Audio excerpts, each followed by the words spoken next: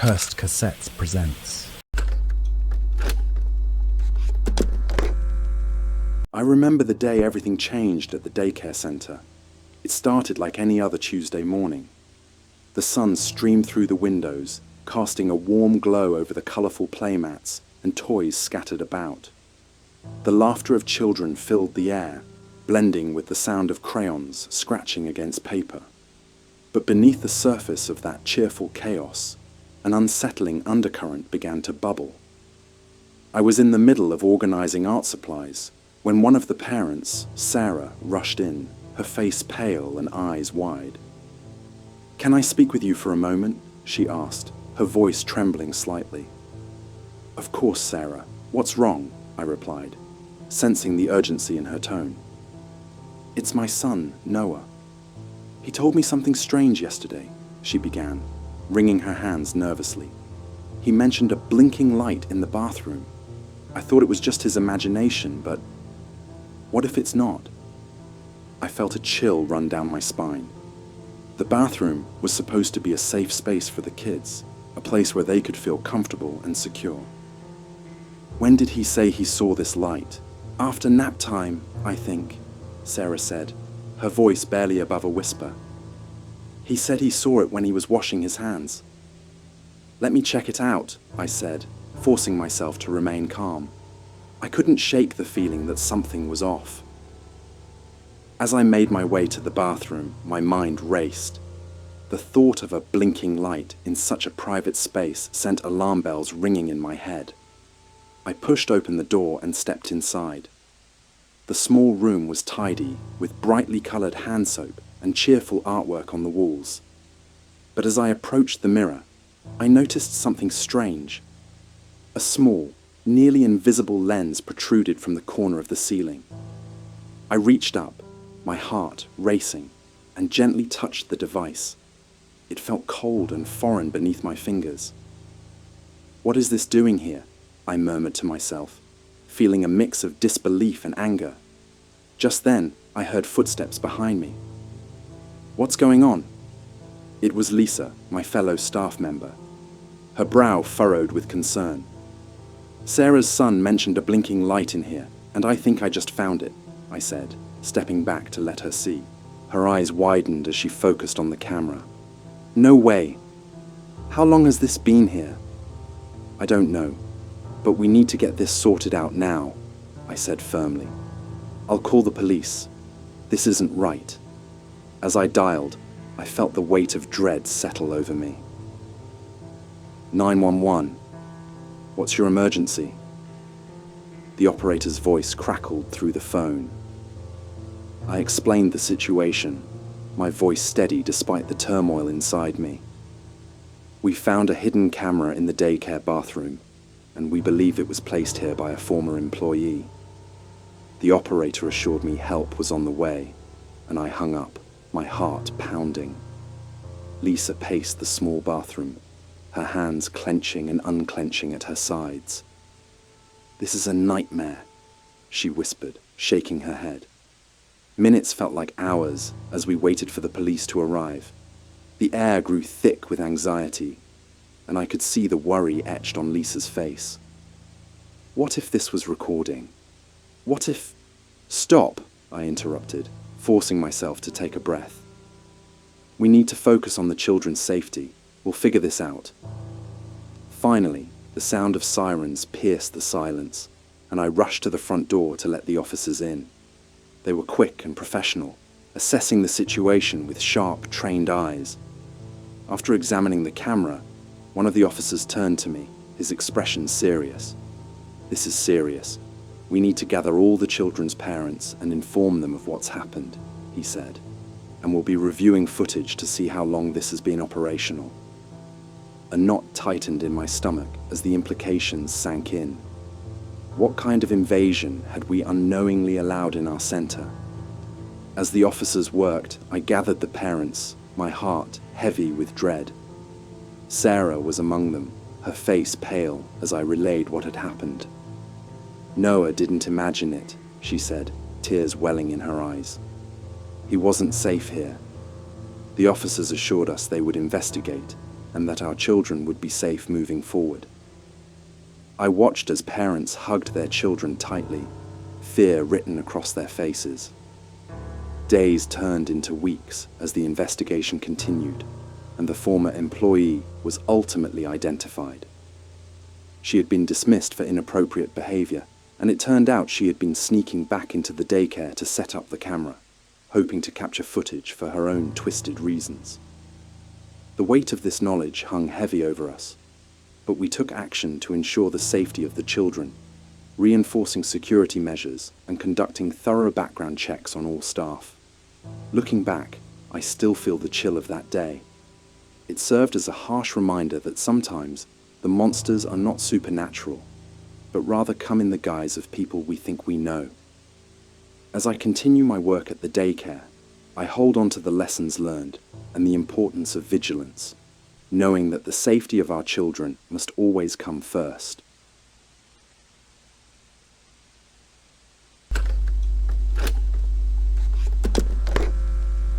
I still remember the tension that hung in the air that rainy Wednesday afternoon at Little Star's daycare. The sound of rain pattering against the windows created a soft, rhythmic backdrop to the laughter and chatter of children as they played in the corner. I was supervising the art station, where a few kids were busy painting, their faces smeared with bright colors. That's when I noticed him. A man stood outside, peering through the glass doors, his expression unreadable. I felt a knot tighten in my stomach as he entered. He wore a soaked jacket, his hair plastered to his forehead. Something about his demeanor sent chills down my spine. "Can I help you?" I asked, forcing a smile as I approached him. He glanced around, his eyes darting nervously. "Yeah, I'm here to pick up Charlie. I'm his father," he said, his voice low and slightly raspy. "Charlie?" I repeated, trying to recall if he had mentioned an uncle. "Let me check the pickup list." My heart raced as I walked over to the clipboard hanging on the wall. I scanned the list of approved individuals and felt my stomach drop. His name wasn't there. "Actually," I said, turning back to him, "you're not on the approved list." He shifted his weight, the corners of his mouth twitching. "Come on, I'm family. You can call his mum if you want. I'm supposed to be picking him up today." "I understand, but it's policy. We can't release a child to someone not on the list without permission," I said firmly, trying to keep my voice steady. He stepped closer, his expression tightening. "Look, I don't have time for this. Just let me take him. I promise I won't cause any trouble." "Sir, I need you to step back," I said, raising my hands slightly to indicate the space. "If you could just wait here, I'll get his mother on the phone." As I turned away, I could feel his gaze boring into my back. I quickly dialed Charlie's mother, my fingers trembling slightly. "Hello," she answered, her voice cheerful but shifting to concern as I explained the situation. "Wait, he's at the daycare?" she asked, disbelief lacing her tone. "I didn't tell anyone to pick him up. I'm on my way." I hung up, my heart racing as I turned back to the man. "I've just spoken to Charlie's mother.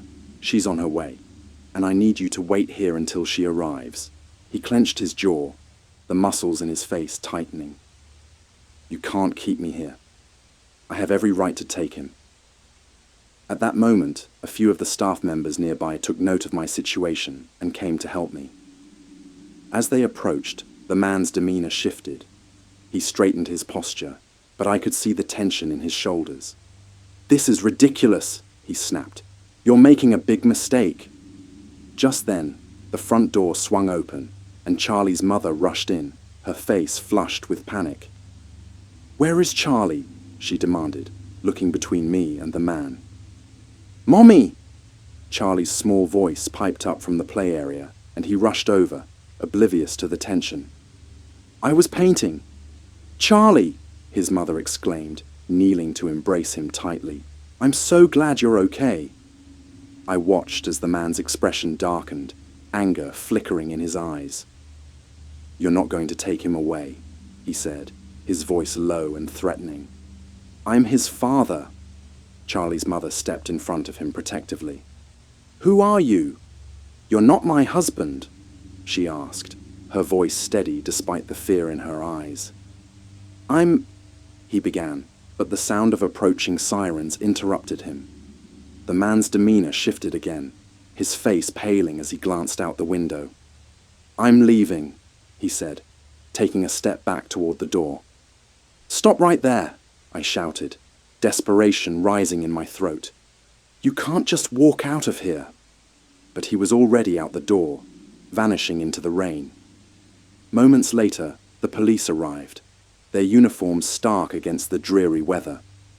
"We received a call about a possible abduction," one officer said, quickly assessing the situation. I explained everything that had happened, my heart racing as I relayed the incident. The officers took down the details, their expressions grave as they began to piece together a plan. After a thorough investigation, they managed to locate the man. He was a druggie, and Charlie reminded him of his son, who was taken by his ex-wife due to his history of violent behavior. After hearing the news of his arrest, I felt a wave of relief wash over me. Charlie was safe, and his mother was grateful, her voice trembling as she thanked me for following protocol.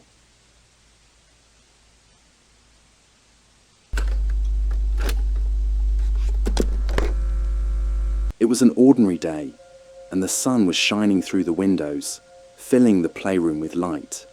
We had just finished snack time, and the kids were buzzing with energy, ready to play. That day, we had a larger group than usual, and I remember feeling a bit on edge, even though I couldn't quite place why. As the kids dashed off to the play area, I counted them, 22 in total. "Okay, let's keep an eye on everyone," I thought. But as I turned my attention to one child, I noticed a few of the others climbing into the giant foam blocks. I called out, "Careful everyone! Watch where you're climbing!" Just then, I realized one child was missing. It was little Ethan, a shy boy who had just joined our daycare a few weeks prior. "Has anyone seen Ethan?" I asked, my voice steady but laced with an underlying panic. The other staff members exchanged glances. "I thought he was with you," one of the teachers said, her eyes wide. I felt a chill run down my spine. We immediately split up to search for him, calling his name as we combed through the playroom, the art area, and even the bathrooms. "Ethan, where are you, buddy?"